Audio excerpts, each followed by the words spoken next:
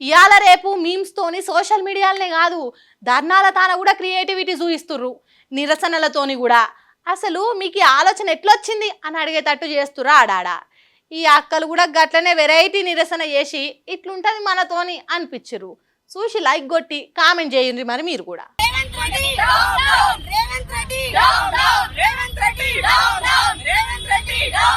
కాదేది ధర్నా నిరసనలకు అనర్హం అని చూయిస్తురు పొర్రి ఈ అక్కలు.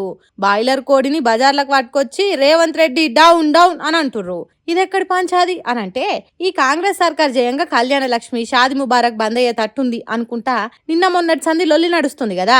ఆ పథకాల మీద హైకోర్టు స్టే చేస్తే రేవంత్ సర్కార్ కావాలనే బలంగా బాజాప్తా వాదనలు వినిపిస్తలేదు అనుకుంటా బీఆర్ఎస్ మహిళా లీడర్లు ధర్నాకు కూసుర్రు. ఇట్లా ఇక మామూలుగానే మాటలలో చెప్తే ఎక్కువ మందికి రీచ్ కాదనుకుర్రో గానీ ఇగో ఇట్లా కోడిని పట్టుకొచ్చిర్రు. మరి ఈ కోడెందుకు అని అడిగితే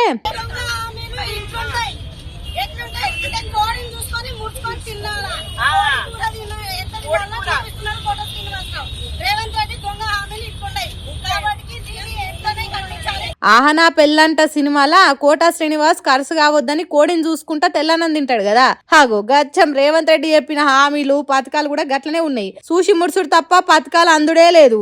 మీదికెళ్లి కేసీఆర్ సర్కార్ తెచ్చిన కళ్యాణ లక్ష్మి షాది ముబారక్ కూడా ఆపేసేదాకా తెచ్చిండు.